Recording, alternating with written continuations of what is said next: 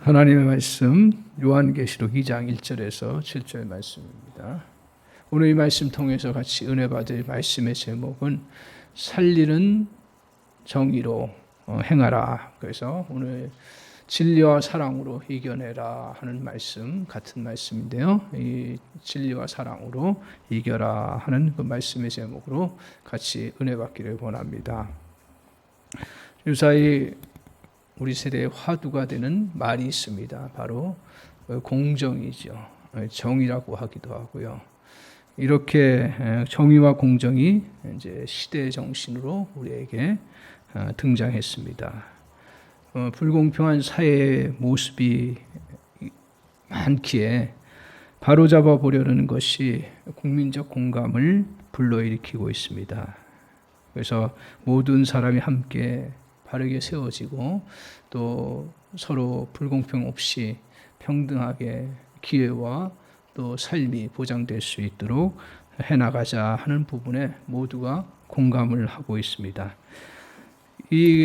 그런데 이 공정이라는 이 말, 또 정의라는 이 부분이 참뜻을 자꾸 왜곡시켜 나가고 있습니다.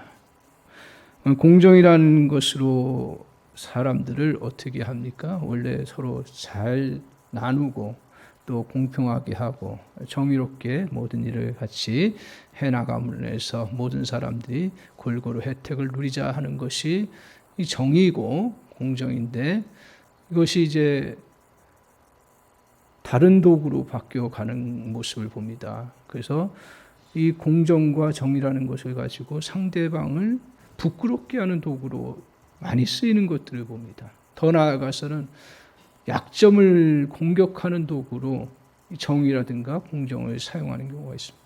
더 심지어는 사람을 진짜 그냥 우리 젊은이들 표현으로 하면 묵사발내고 죽이려고 하는 도구로 사용되고 있다는 것입니다. 오늘 이렇게 인사검증이나 인터넷으로 공정을 가지고 인격 심판을 하고 또 사람을 넘어뜨리고 또 사람들을 또 힘들게 하는 그러한 도구로 사용되는 그러한 부분들을 보게 됩니다. 오늘 세상에서 이렇게 공정, 정의를 말하지만 점점 의미가 변화되면서 자칫 잘못하면 죽이는 정의, 죽이는 공의로 나아가기가 매우 쉽습니다. 그런데 성경은 어디를 봐도요, 정의를 가지고 살아가라고 하지만 그 정의는 살리는 정의를 이야기하고 있습니다. 오늘 이것을 보여주신 분이 바로 주님이시잖아요. 주님께서 모든 불의와 불공평과 죄악들에 대해서 절대로 타협하지 않으셨어요. 하지만 오늘 주님께서 그러한 것들을 가지고 십자가에 자신이 다 감당하시고 죽으심으로 사람들을 살리는 그런 정의로움을 이루어 가시는 그 모습을 보여줬습니다. 그래서 기독교 신앙의 의는 상대방을 정죄하고 죽이는 의가 아니라 기독교 신앙의 의는 상대방을 살리고 회복시키는 의라는 것을 성경을 통해서 우리에게 가르쳐주고 있습니다. 따라서 오늘 정의를 세우되 죽이는 정의를 넘어서서 살리는 정의로 꼭 나가야 합니다. 우리 한사랑교회 성도님들, 저도 마찬가지지만 우리가 정의롭게 살아가지만 이것을 어떻게 사용하는가, 또 이 잘 사용해서 어떻게 하든지 서로 살자, 서로 회복시키자, 서로 정말 감싸주고 변화시키는 도구로 사용하는 그러한 은혜가 있기를 바랍니다. 에베소 교회에서도 바로 세우고 바로 진리로 살아가고자 하는 열심이 특심했습니다. 그런데 이 진리가 자꾸 죽이는 진리로 가기가 쉬운 그런 모습을 보여주고 있었습니다. 이에 주님은 에베소 교인들을 향해서 진정 정의를 가지고 나아가되 그 다음에 다른 사람을 살리는 그러한 사랑의 모습을 간직하도록 그렇게 말씀하고 계십니다. 오늘 요한계시록 이제 우리가 1장을 지나서 2장으로 갑니다. 1장은 오늘 주님께서 이제 계시를 보여주시고 그 계시를 보여주신 주님이 나타난 모습이 또 어떤 모습인가, 그리고 하신 말씀이 무엇인가를 말씀하고 나서 2장서부터 3장까지는 소아시아, 그 당시에 터키 지역이죠. 소아시아의 지역의 7교회, 대표적인 교회를 향해서 오늘 주님께서 말씀하시고 또 교훈하시는 내용들을 담고 있습니다. 우리가 이 계시록을 살피면서 오늘 이 계시록을 통해서 어떤 목적으로 주셨다 그랬어요? 절대로 신비적인 현상이라든가 또 어떤 기독교 점쟁이들이 말하듯이 어느 날 어느 때에 재림이 오고 어디에 가야 구원을 받는다라는 것으로 오늘 계시록을 주신 목적은 아니라는 거예요. 오늘 요한계시록의 주인공이 누구라 했어요? 예수 그리스도입니다. 환난과 핍박 속에 있는 모든 성도들, 요한 시대뿐만 아니라 오늘 그 이후에도 정말 이 믿음으로 살려고 하는 모든 성도들이 환난과 혼란과 어려움 속에 살아갈 때 그들이 믿음 안에서 승리해 나갈 수 있는 길을 가르쳐 주시고 또 주님 안에서 너희를 보호하고 지켜주기에 다시 깨워서 주님의 은혜 아래서 견고하게 서나가도록 오늘 이 계시록을, 요한계시록을 주신 목적이라는 것이죠. 따라서 오늘 요한계시록을 통해서 우리는 이 혼란의 시대에 또 말세지마를 살아가는 우리에게 하나님께서, 주님께서 원하시는 것이 무엇인가를 견고하게 붙잡고 믿음 안에서 이 시대를 이겨나가고 또 믿음을 펼쳐나가는 그러한 삶을 살아가도록 하는 것이 오늘 주님께서 우리에게 이 메시지를 통해서 말씀하시는 그런 말씀의 의도입니다. 오늘 이제 먼저 보면 주님의 모습이 나옵니다. 지난번에도 우리 같이 살펴보았지만 주님께서 어떤 모습을 갖고 이제 하시는가. 먼저 2장 1절 한번 같이 읽어보겠습니다. 같이 읽겠습니다. 에베소 교회의 사자에게 편지하라. 오른손에 있는 7뼈를 붙잡고 7 금촛대 사이 거니시는 이가 이르시되. 자, 오늘 주님께서 다른 모습보다도 오늘 이제 주님께서 7뼈를 붙잡고 있고 그리고 7 금촛대 사이를 다니시는 이시다. 이렇게 얘기를 하고 있습니다. 이 말씀을 지금 계속 그 요한을 통해서 하시는 의도가 무엇입니까? 그 다음에도 다음 교회에도 거의 뭐 비슷한 모습으로 주님께서 보여주고 계십니다. 자, 주님은 오늘 어떻다 그랬어요? 7별을 붙잡고 계신다. 7별이 뭐라 했어요? 1장 20절로 다시 돌아가 보면 7별이 뭐라 했어요? 7교회 사자, 리더자예요. 리더자를 이제 꼭 별을 붙잡는다는 얘기는 뭐예요? 7교회 사자들을 붙잡고 계시다라는 거죠. 그러니까 리더를 붙잡고 있다는 건 뭐예요? 그 교회를 붙잡고 있다는 얘기예요. 근데 이 사자를 엉뚱한 것으로 해석을 해요. 뭐 신비한 존재, 어떤 다른 특별한 존재를 이야기하는 것처럼 이야기하는데 그냥 우리 성경대로 보자 이거예요. 그 사자, 말이 좀 표현이 그래서지 사자, 이건 리더자라는 거예요. 리더자를 오른손에 별을 붙잡듯이 붙잡고 있다는 것은 당연히 교회를 붙잡고 보호하고 지키시는 분이시라는 거예요. 그걸 이어서 뭐라고 해요? 7별을 붙잡고 그 다음에 7 뭐라 했어요? 금촛대 사이를 거니시는 이가 가라스되. 7 금촛대는 뭐예요? 금촛대는 오늘 교회를 이야기한다고 20절에서 말씀하고 있잖아요. 7교회는 7교회라. 7촛대는 7교회다. 이렇게 얘기를 하고 있습니다.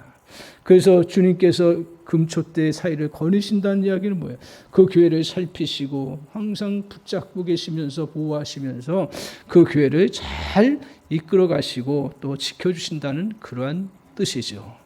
오늘 그런 주님이 너희와 함께한다. 그러면서 이제 특별히 에베소 교회의 성도들에게 권면하는 그런 말씀이에요. 자, 그래서 오늘 7교회의 말씀을 하고 7 그 사자들을 붙잡고 계시는데 이건 뭘 말하는 거예요? 오는 모든 세대에 그 교회를 주님께서 붙잡고 계시고 그리고 보호하시고 살피신다는 얘기죠.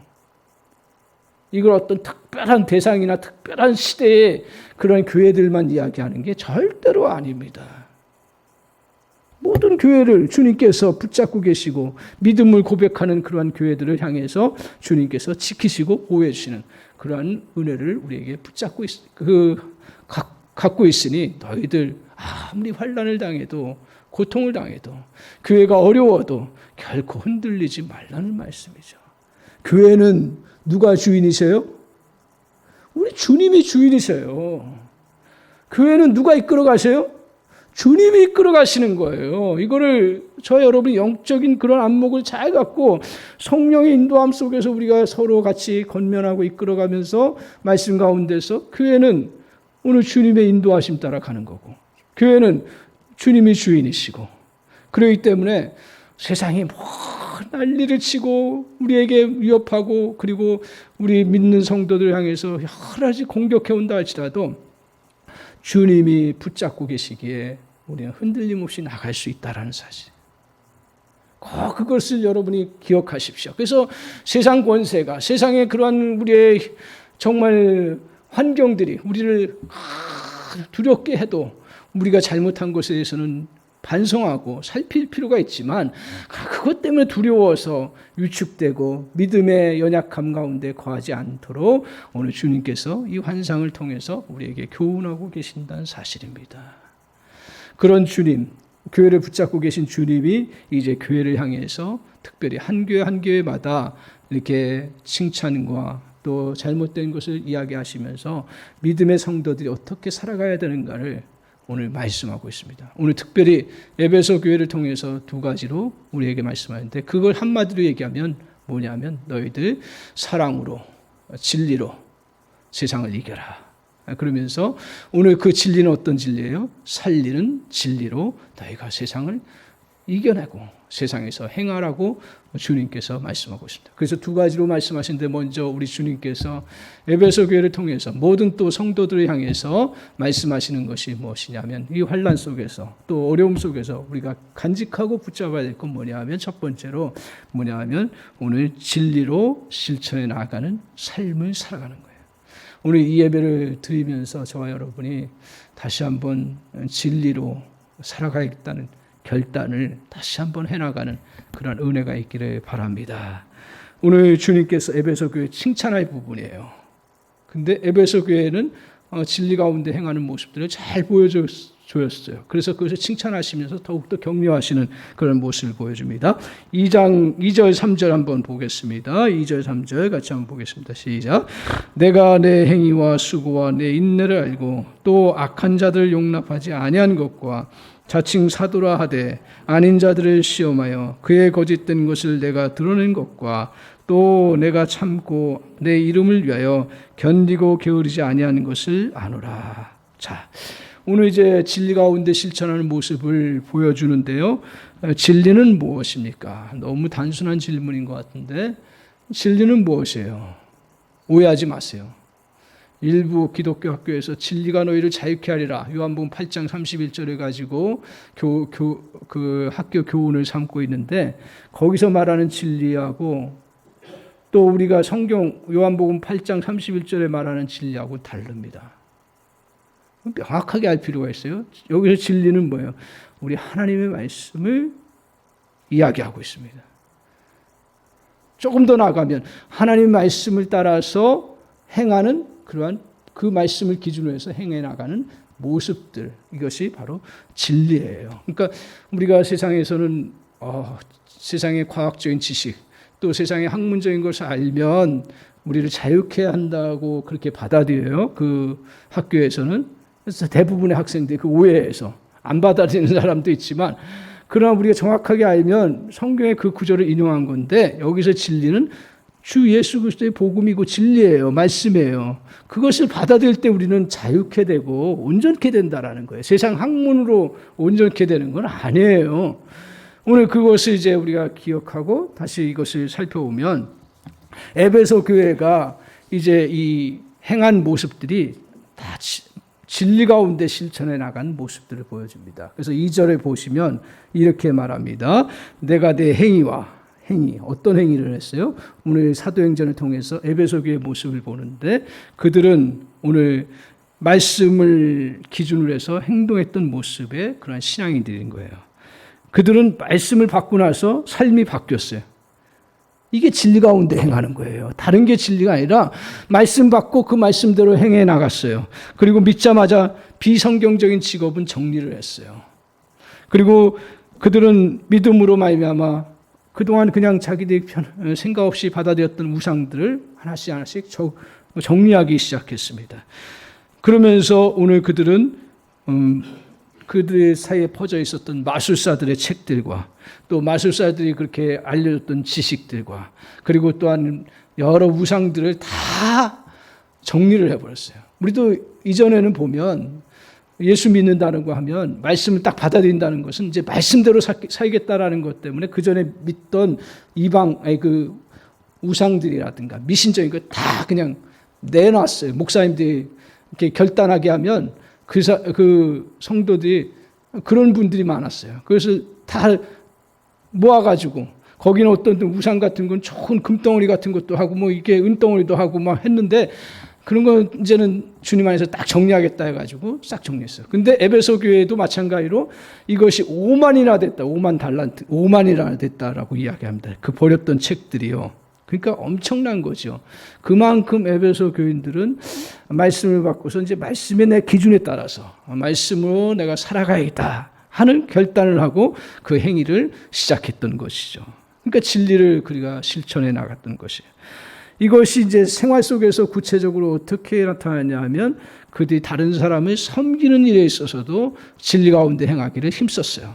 그래서 어려운 사람들, 힘든 사람들 구제하는 일에 그들의 마음을 다 같이 마음을 모았고 그렇게 펼쳐나갔습니다. 그러면서 특별히 이제 선교하러 다니는 많은 순회자들, 주님의 복음을 증거하는 많은 순회자들이 그 당시에 그냥 무보수로 다니니까 생활이 어렵고 또 먹을 거 없으니까 그들을 대접하기를 애쓰고 힘쓰면서 어떻게 하든지 말씀이 잘 전파되고 말씀대로 세상이 변화되기를 소망하면서 그들이 힘썼던 거죠. 이게 바로 진리 안에서 행했던 거죠.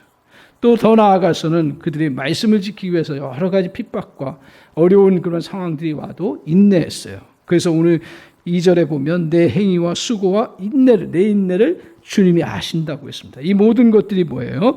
바로 하나님의 말씀을 내 것으로 받아들이고 그 말씀의 기준에 따라서 행해 나갔다라는 거예요. 이것을 주님이 칭찬하시고 오늘 우리 성도들을 향해서도 이러한 부분을 주님은 중요시 여기고 그리고 이 진리를 실천해 나가는 일에 너희가 더욱더 힘쓰도록 권면하는 그런 말씀입니다.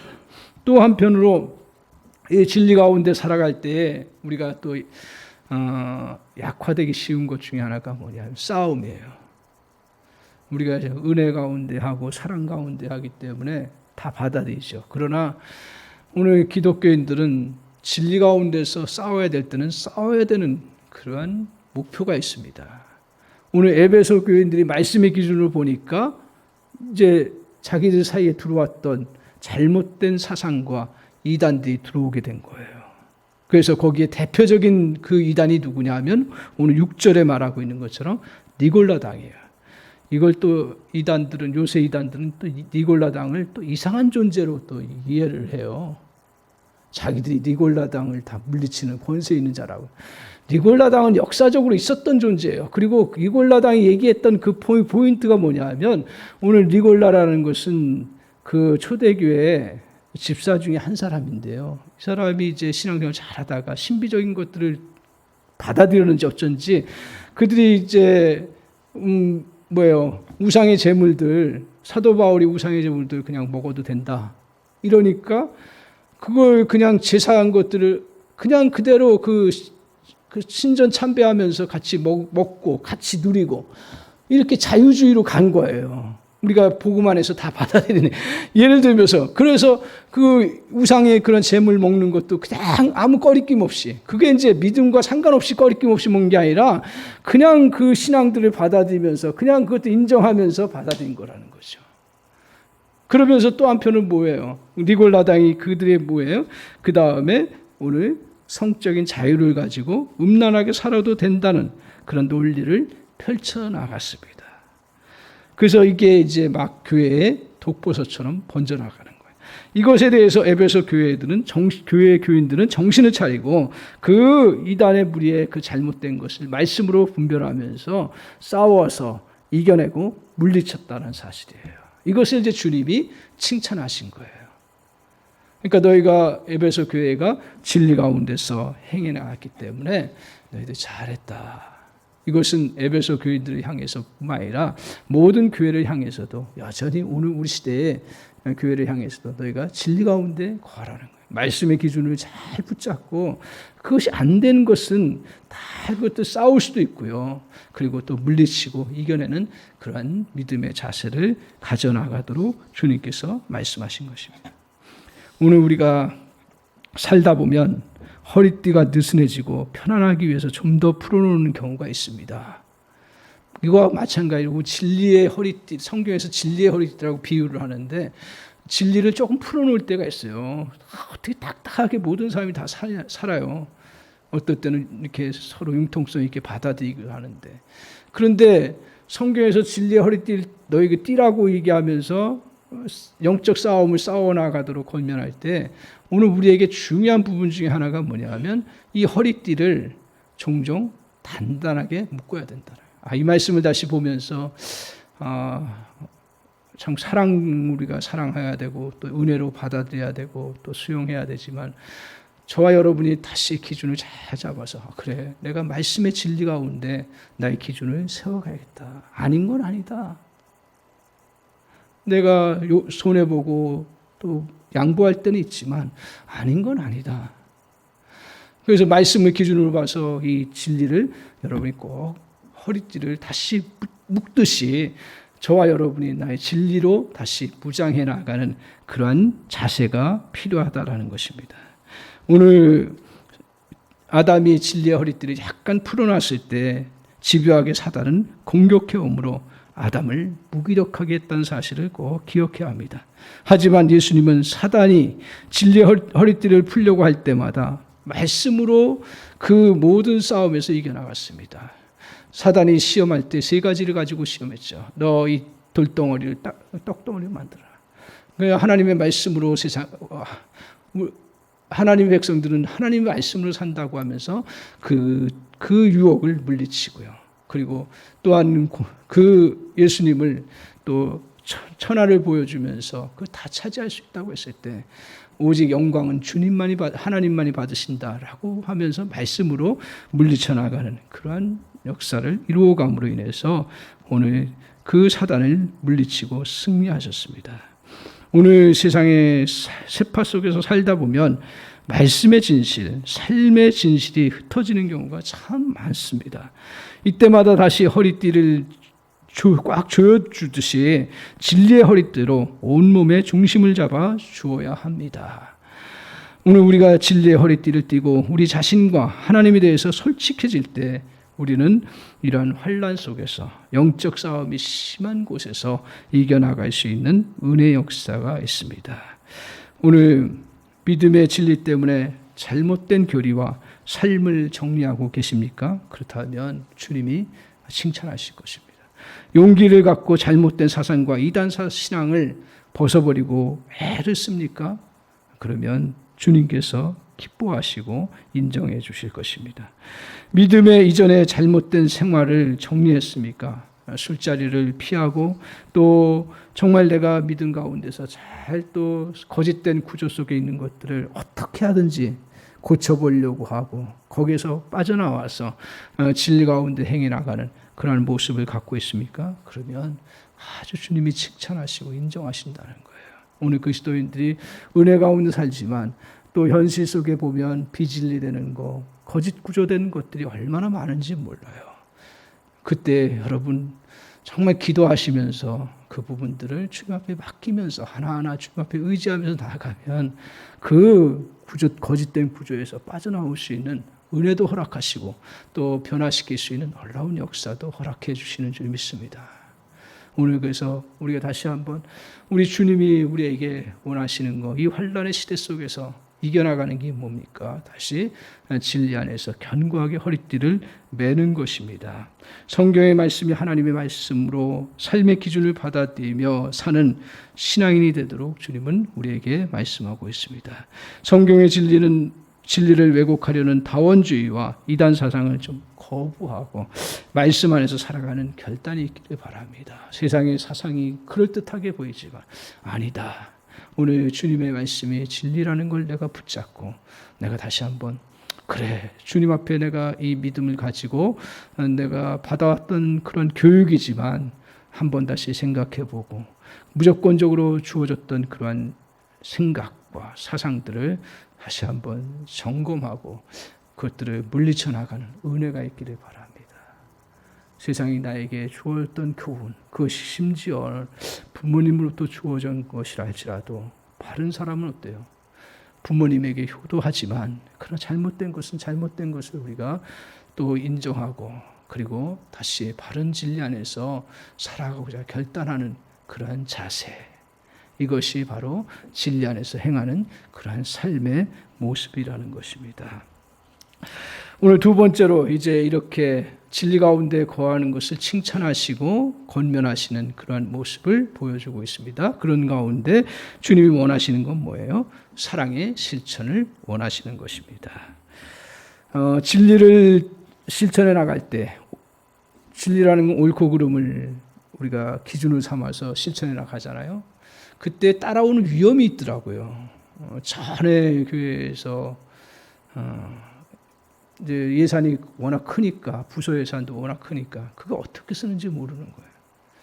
그것에 대해서 이상하다는 느낌을 오고 그 살펴보면서 감이 왔을 때 그래 뭐 사랑으로 덮어주지 하는 그런 자세를 갖는다면 바른 자세가 아니잖아요. 양심의 가책을 느끼면서 살펴보니까 그 잘못된 것을 밝히려면요 보통 신경 써야 되는 게 아닙니다. 5년치 그 영수증들을 다 체크해 보면서 살펴보니까 그때서 이제 그게 잘못된 거짓된 구조가 흘러가고 있는 것들을 보이기 시작하는 거예요. 근데요, 제가 그걸 가지고 1년 동안 싸우면서 깨달은 게 뭐냐 하면, 그러니까 제가 황폐해지더라고. 저는 좋은 일을 하는 거예요. 분명히 교회를 바르게 세우고 잘못된 걸 고치고 그 잘못 범한 사람을 내가 온전하게 이끌어가겠다는 그 사명감 때문에 그렇게 1년 동안 정말 뭐 어떤 때는 밤 꼬박 샐 때가 있어요. 그거 다 영수증 체크해야 되니까. 그때는 왜 그렇게 열심히 했는지 모르겠는데 바르게 세워야 된다는 생각 때문에. 그래서 그렇게 하면서 해보니까 문제가 뭐냐 하면 제 안에 모든 사람이 다 의심스럽게 보여요. 다 의심스럽게 보여. 그러면서 하나님 이거 거두어 주세요. 목회하는 사람이 의심하고 어떻게 뭐 속을 수 있어요. 속고 뭐 또 당할 수 있어요. 그렇지만 내가 겪어보니까 이 진리 바른 옳고 그른 것 옳고 그름에 대해서 분별하다 보니까 다 그렇게 보이는 거예요. 그래서 그 안에 제가 사랑이 빠졌구나. 그걸 느끼기 시작한 거예요. 근데 그게 잘 안 되더라고요. 그래서 제가 할 수 있는 거 모든 것 다 하고 그리고 그에게 회개할 기회 주고 그리고 그가 법적인 부분에 있어서 문제가 있다는 거 정확하게 해주고 그러고서 이제 하나님을 맡겼어요. 그래서 제가 터득한 게 그때 아는 게 뭐냐면 사람은 변하기 어렵다라는 거예요. 정말 복음만이면 변해야 되는데 아무리 신학을 하고 아무리 뭐 어떤 자기가 교회를 오래 다니고 흉내를 내도요. 정말 말씀 안에서 내가 기준을 삼고 다시 변해야겠다. 그거 없으면 안 돼. 그렇게 해보려고 애를 썼는데 결국은 그게 안 되더라는 거예요. 그러면서 저에게 놓친 부분들이 뭐냐 하면 사랑의 부분이에요. 그리고 사람들을 의심하기 시작하는 그런 아주 병이 걸리기 시작. 그러니까 그 다음에 목회가 하기 싫은 거예요. 뭘 봐도 이거는 잘못된 거고, 이거는 문제가 되는 거고, 다 이렇게. 오늘 그래서 이 진리 가운데 우리가 살아갈 때 거기에 이게 자칫 잘못하면 내 힘이 붙으면, 권력이 붙으면 죽이는 정의로 가더라고요. 근데 주님은 진리 가운데 너희가 행하도록 그렇게 분명히 말씀하셨고 그 다음에 뭘 붙이라고 했냐면 사랑을 붙이라고요. 그러면 그 사랑을 붙이면 살리는 정의. 내가 살릴 수 없을지 몰라도 주님은 내가 그 마음을 가지고 한 일에 대해서 주님이 그 분명히 살리시고 역사해 주시는 은혜를 베풀어 주실 줄 믿습니다. 오늘 이렇게 주님께서 이제 에베소 교인들이 진리 가운데 싸우는데 잘했다. 그러나 너희들 그 다음에 부족한 게 뭐냐 하면서 이야기를 하셔요. 자, 보세요. 4절에 한번 보세요. 같이 한번 읽겠습니다. 그러나 너를 책망할 것이 있나니 너희 처음 사랑을 버렸느니라. 그러니까 에베소 교인들이 진리 가운데 열심히 행하고 열심히 살아가다 보니까 뭐가 없어졌냐면 처음 사랑이 잃어버리게 되는 거예요. 처음 사랑이라는 게 뭘까요? 다 사람마다 틀리지만 대부분 처음 사랑은 믿음을 가지면서 주님과 함께 감사함과 기쁨으로 열심히 행하는 그러한 모습입니다. 주님을 알게 된 것이 너무 기뻐서요. 모든 것을 다 주를 위해서 드리는 마음을 갖고 아마 나아갔을 것입니다. 또한 형제들의 또 믿음의 사람들을 기뻐하고 격려하고 아끼며 사랑했을 것입니다. 오늘 여러분의 신앙생활도 마찬가지일 것입니다. 주님을 처음 믿었을 때 주님이 나를 구원해 주신 것이 너무 감사하며 기뻐했고, 그래 나 같은 사람도 용서받고 또 주님 앞에 나아갈 수 있다는 게 얼마나 감사한 일인지, 그래서 순수하게 예배하고 주님을 위해서 헌신하고자 했습니다. 또 다른 모든 성도들이 믿음의 형제에게 자신의 속을 다 내어주며 사랑했던 그런 모습들을 아마 가졌을 것입니다. 그런데 이게 세월이 지나면서 처음 사랑을 잃어버리는 거예요. 저는 처음 사랑을 잃어버리는 게 시간이 지나면 처음 사랑을 잃어버리는구나 그렇게 생각을 했어요. 근데 오늘 말씀 보면서 다시 깨닫는 건 뭐냐면 시간이 지나가면 처음 사랑은 사라지긴 해요. 감정이라는 것은 오래가지 못하니까요. 그 흥분했던 그 감격했던 것들이 계속 머무르진 않아요. 시간이. 근데 그게 진짜 처음 사랑을 다 없애지는 게 아니라는 거예요. 보통 처음 사랑은 비진리와 싸워야 하고 인내해야 합니다. 항상 그래서 싱글벙글 할 수가 없어요. 그럼 사람들이 이단적인 신앙을 갖고 들어오기에 무조건적으로 받을 수가 없는 거예요. 그러다 보니까 이거 이제 긴가 아닌가를 살피다 보니까 의심하게 되고, 의심하다 보니까 그냥 기쁨으로 나아가기보다는 조심하게 되는 거고요. 항상 긴장하게 되고요. 그러다 보니까 주변을 경계해야 돼요. 공동체 내부에서도 또 에베소 교회도 주님을 배반하고 떠나는 사람도 있고, 또 이단 사상을 가지고 들어와서 또 넘어뜨리려고 하다가 안 되니까 또 떠난 사람. 그럼 누가 상처받아요? 남은 사람들이 상처받는 거예요. 그죠?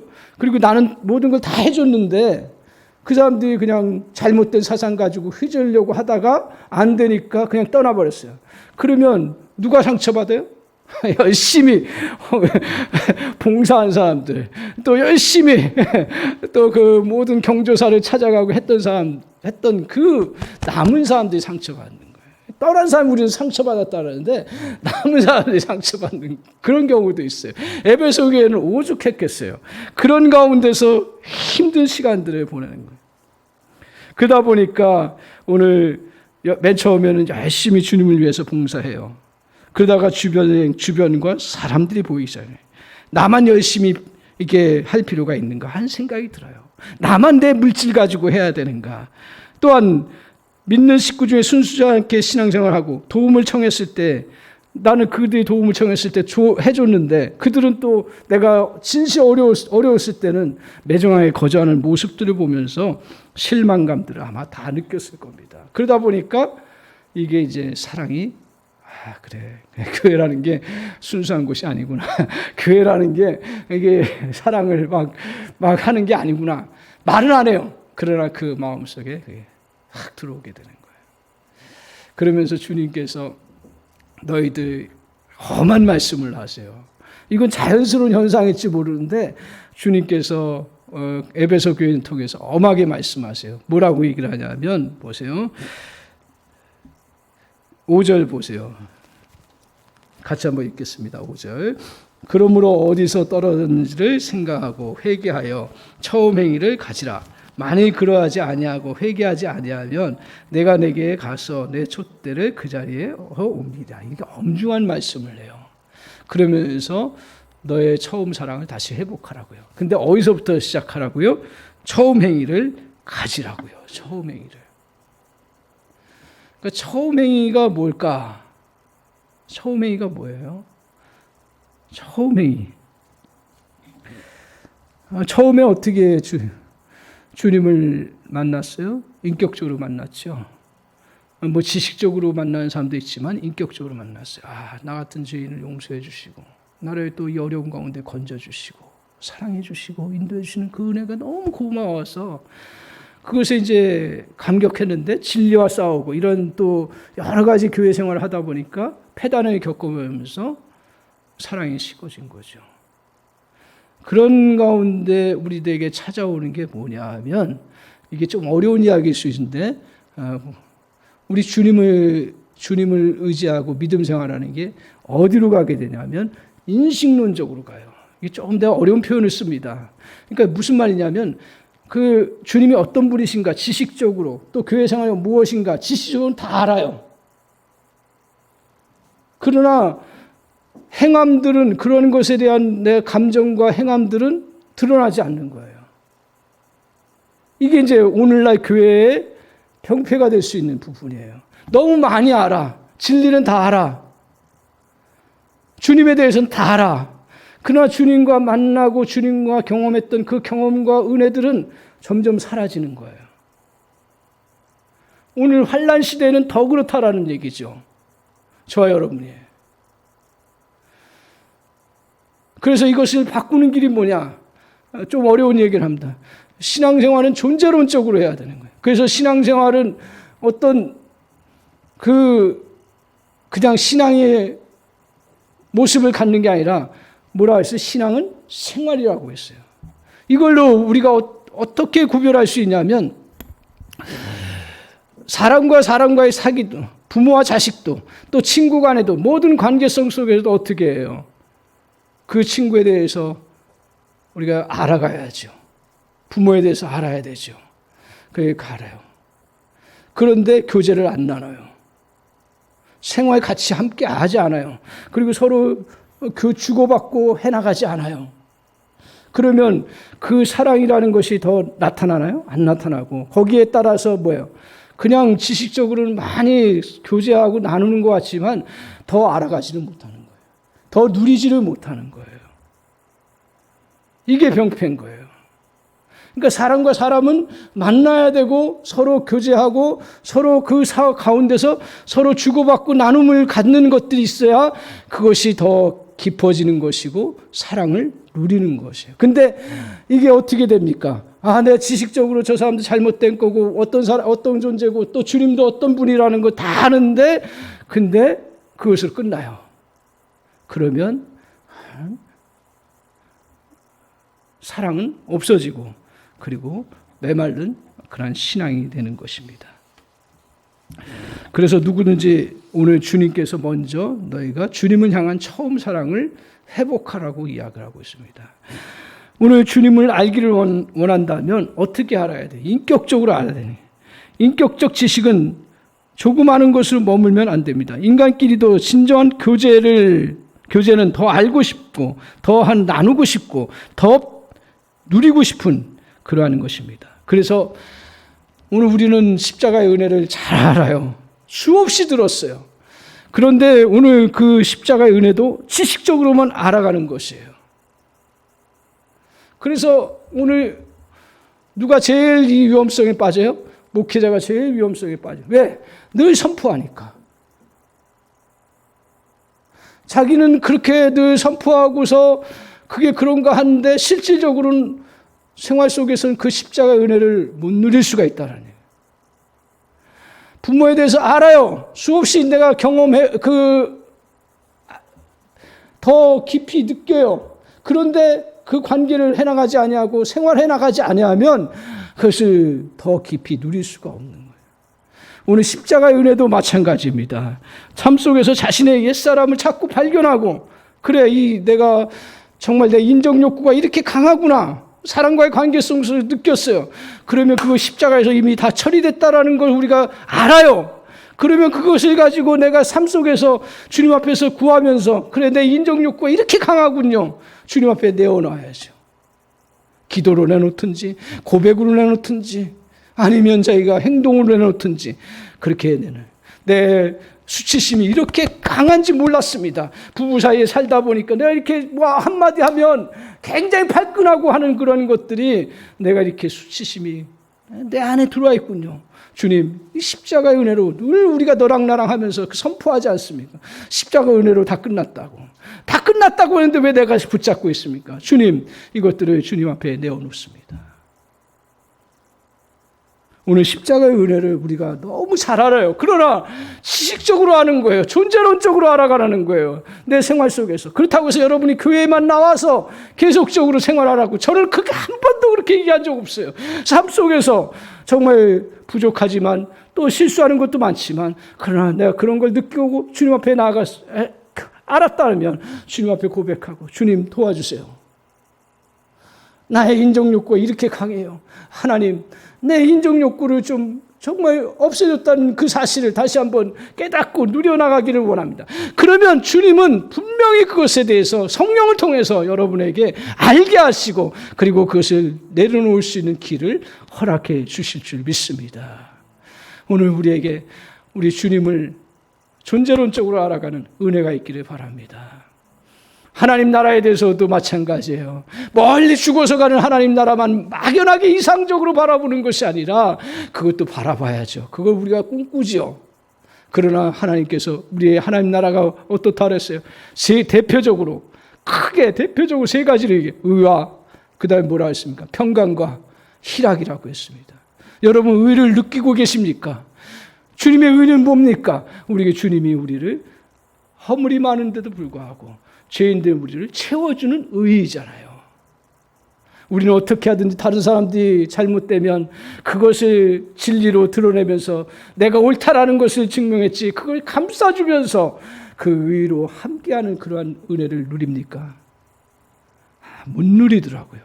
못 누리면 주님 앞에 나아가서 주님의 은혜를 구하면서 주님 그 은혜를 누릴 수 있도록 도와주세요. 그러면 죄를 지적하는 것을 뛰어넘어서 죄를 없애주는 그러한 역사를 이루어 나가는 은혜가 있다는 사실이에요. 오늘 주님은 우리에게 이렇게 하나님 나라를 주셨고 우리에게 복음을 주셨고 그리고 우리에게 또 무엇을 주셨어요? 성령을 주셨어요. 성령이 보입니까? 보이지 않지요. 그러나 성령의 인도함을 따라서 주님 이럴 때 어떻게 해야 됩니까? 대단한 역사만 이루었을 때 성령의 인도함을 받는 건가요? 아니에요. 작은 부분에 있어서 혹시 내가 착각할지 모르지만 그러나 내가 주님 저 사람과 대화할 때 정말 하나님 지혜로운 대답을 할 수 있는 성령이 인도해달라고 구하면 주님께서 그에 필요한 성령의 역사하심을 그것들을 경험하고 그것들을 누리지 아니하고 어떻게 우리가 주님의 첫사랑을 누릴 수가 있어요? 첫사랑을 누리자 해가지고 누릴 수 있는 게 아닌 거예요. 오늘 우리가 다시 한번 우리의 생각 속에 우리의 인식론적인 그러한 신앙생활이었다면 주님 앞에서 존재론적인 신앙생활로 바뀌지 않으면 오늘 그런 은혜를 다시 회복할 수가 없습니다. 제가 잘한다고 해서 이야기하려고 하니 저도 부족하고 저도 허물투성이고 다 그렇지만 오늘 이 은혜 아래 우리가 복을 받은 자 아닙니까? 그렇다면 작은 생활 영역 속에서 여러분이 잘하고 계시는 줄 믿습니다. 그러나 어떻게 하다 보니까 진리 안에서 그래도 나름 살아가려고 하다 보니까 판단하는 건 많아지고 보는 건 많고 아는 건 많아서 거기에 따라서 정말 그것들을 인식론적으로는 다 하는 것처럼 보이지만 존재론적으로 내가 주님 앞에서 그것을 주님과 함께 더불어서 해나가는 부분들은 오늘 우리가 놓치기 너무 쉽다라는 오늘 주님께서 우리에게 이 요한계시로 통해서 우리에게 진리를 잘 분별하라고 이야기하세요. 그리고 아울러서 사랑 가운데서 주님을 사랑하는 가운데서 존재론적으로 주님과 함께 더불어 나아갈 때 그때 우리는 사랑으로 오늘 진리를 실천하면서 나아갈 수 있는 은혜의 역사가 있는 줄 믿습니다. 그런 자에게 주님이 약속하십니다. 뭐라고 약속하시냐면 7절을 보세요. 같이 한번 읽겠습니다. 7절 같이 읽겠습니다. 시작. 기 있는 자는 성령이 교회들에게 하시는 말씀을 들을지어다. 이기는 그에게 내가 하나님의 나라에 있는 생명나무의 열매를 주어 먹게 하리라. 자, 여기서 이제 우리가 좀 정신을 바짝 차리고 기억해야 될 건 뭐냐면 이기는 자예요. 이걸 가지고 제가 보니까 잘못된 이단 사상을 갖고 있어요. 이걸 가지고 풀어가더라고요. 이기는 자가 누구일까요? 이기는 자는 어떤 특별한 사람일까요? 잘 보세요. 이기는 자, 이걸 이긴 자라 그래요. 그래서 어떤 이단 사상 속에서는 뭘 얘기하냐면 이긴 자가 목자고 목자가 자기고 그리고 자기가 이겼기 때문에 나에게 와서 이 비밀을 들어야 너희가 구원을 얻는다 이렇게 얘기를 해요. 그러니까 다 넘어가는 거예요. 다 넘어간다기보다는 거기에 혹 빠지는 거예요. 보니까 이긴 자가 특별한. 근데 우리가 눈 조금만 봐도 귀 있는 자 성령의 교회들이 하시는 말씀을 들을지어도 이기는 그에게 내가 하나님의 낙원에 있는 생명나무 열매를 주워 먹게 하리라. 이기는 자가 누구예요? 주님의 말씀을 듣고 그 말씀을 따라 살려고 하는 모든 그리스도를 얘기하는 거죠. 저 요한계시록을 특별하게 어떤 사람에게 알려주고 그리고 특별한 사람만이 구원을 얻을 수 있도록 주님이 어떻게 그렇게 주셔요? 다 모든 그리스도인들이 다 믿고 따르면 그대로 이김을 갖게 하시고 이기는 자에게 뭐예요? 생명나무의 열매. 그 우리에게 영원한 생명의 은혜들을 누리게 하시는 놀라운 그런 생수를 우리에게 부어주시고 열매를 주시고 어떤 식으로 표현하든 주님의 생명의 그 은혜가 우리에게 임한다라는 거예요. 그래서 이단은 뭘 가지고 이야기하냐면 이기는 자가 이걸 다 알고 있기 때문에 그에게 와서 듣고 비밀을 깨닫고 그러면 생명나무를 얻는다. 구원을 얻는다. 자, 저를 따라해 보십시오. 오늘 저 같이 말씀을 하는데 구원은 얻었어요? 얻을 거예요. 얻었어요. 성경을 인격적으로 고백하는 사람들에게는 구원을 얻는 거예요. 얻은 거예요. 그래서 요한복음 5장 24절에 보면 너희 예수 그리스도 안에 있는 자에게는 생명이 있고 사망에서 생명으로 옮겨졌느니라. 하진 거예요. 우리는 그런 자가 이 땅의 환난 가운데서 정말 믿음 안에서 그 도전들이 올 때 사랑과 진리로 이겨나갈 때 그에게 생명의 풍성함들을 누려나가는 놀라운 역사가 이루어지는 줄 믿습니다. 사랑하는 성도 여러분, 오늘 우리는 내외적으로 교회도 마찬가지고요, 개인도 마찬가지고요. 보면 항상 두 가지 싸움이 있어요. 진리 가운데 싸우는 거예요. 그게 잘 싸워나가시기 바랍니다. 진리의 허리띠를 저도 이 말씀 보면서 그래 다시 내가 삶 속에서 그냥 위야무야 넘어갔던 것들이 뭔가 다시 진리로 바르게 해보자. 진리의 허리띠. 특별히 말씀 가운데 내가 하지 못했던 부분들이 뭔가 다시 점검하고 그리고 그 말씀 가운데서 좀 해봐야겠다. 그런 생각을 가정생활이나 교회생활이나 또 친구 관계라든가 이런 부분들을 해야겠다. 진리 가운데 다시 싸워나가는 그런 모습이 필요하고요. 혼란스러운 속에서 내가 말씀 가운데서 이 시대의 사상에도 내가 그거 다 받아들이지 않고 말씀은 나를 기준으로 세워야겠구나.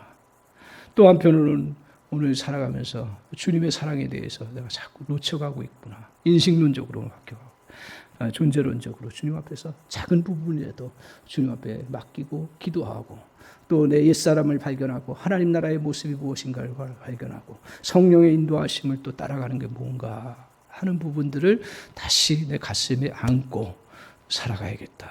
그런 자에게 주님이 뭘 주신다고요? 생명나무의 열매를 주신다고요. 저와 여러분이 이런 은혜를 누리면서 승리해 나가는 그런 믿음의 백성들 다 되시기를 주님의 이름으로 간절히 축원합니다. 아멘.